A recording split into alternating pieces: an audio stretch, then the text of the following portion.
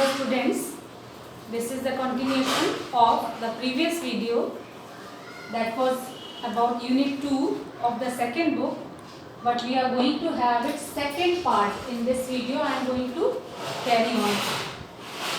Now we already discussed about the introduction of 5-year plans in India, but we will carry on and learn in this video what type of planning India adopted and what kind of system of economy India adopted. So let us understand first what are the different types of economic systems and what are their other features. So economic system means a system in which different economic decisions or central problems of an economy will be decided by various forces. So we will discuss, we have already studied in 11 what to produce, how to produce and for whom to produce. So who decides these questions or who directs these questions will determine the type of economy, and that is also known as economic systems. So let us know about these different types of economic systems and which system did India adopt for making economic planning. Now economic planning can be of two types, that is comprehensive or directive. So which kind did India adopt? We have to learn this, but before that we will have to see in which kind of economy what type of planning is implemented. So the types of economy are mainly two, and the third is its by you can say combination. So we have three types. Third one is generated because of the combination of the above two. So the economies are centrally planned or socialist economy, then market or free economy, and the third is mixed economy. Again I remind you children, you have studied this topic also in 11, so it will be a short video to introduce or give you a brief reminder of those discussions we have done in 11th class. So what is centrally planned or socialist economy? Under this economy, the resources are owned by government, that is the society is the owner of all the resources. It means resources will not belong to any one individual person. For example, nobody can say this is my shop, this is my land, this is my factory, this is my business. It is owned by government, just like railway is ownership of India and it belongs to all of us directly or indirectly. So that is one example of ownership. So government is the owner of resources in this type of economy, and the main goal or motive of the economy under this type is social welfare maximization. It means the welfare of economic activity should go to maximum people equally, or maximum not equally, you can say, should go maximum to everyone without any discrimination of being rich or poor. So this is the type of economy.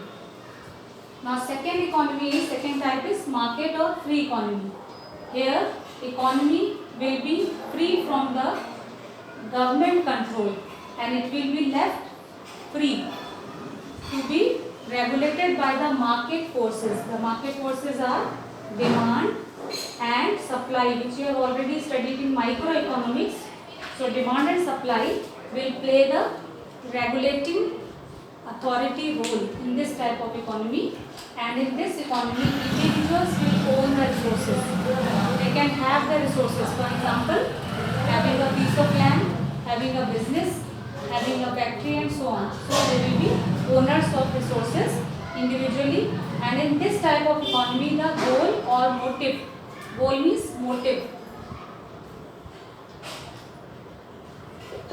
is profit maximization by individuals. So these are two extreme types of economies. Now every economy between these will have plus and minus aspects, negatives and positives, or you can say merits and demerits. In this economy, people will get equity or equality in the society. It may be economic equity, and maximum welfare of public is kept in mind.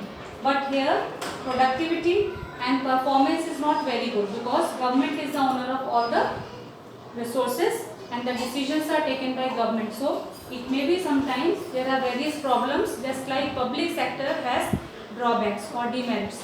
But the merit is that social welfare is kept in the mind as supreme goal. So poor section does not suffer under this type of economy. Second type of economy has the merit of showing better productivity, better performance of economic units, but there is ignoring of or negligence of social welfare or public welfare. Instead, individual welfare is kept in mind, and so there may be a drawback for the poor section which may suffer. So there will be a group of haves and not haves, that is rich and poor. So this is the drawback of this economy. Now the third type is mixed economy. This is to be notified here that mixed economy was a concept first of all introduced by Pandit Nehru, the then Prime Minister of India when we got freedom, and he was quite impressed by the concept of socialist economy, which was a major example you find in Soviet Union of that time or USSR. At present China and Cuba are such examples, but not exactly pure. This economy is prevailing in USA and many more other countries which are capitalist economies. But now, what is the concept of mixed economy? Let us know. Pandit Nehru was impressed more by centrally planned economy, but he was aware of its drawbacks also. So he gave birth to a new system which consisted of features of both, or which took a combination of merits of both, so that maximum benefits can be achieved of both sides. So under this economy, the major role is played by government, and government will decide major questions regarding what to produce, how to produce, and for whom to produce.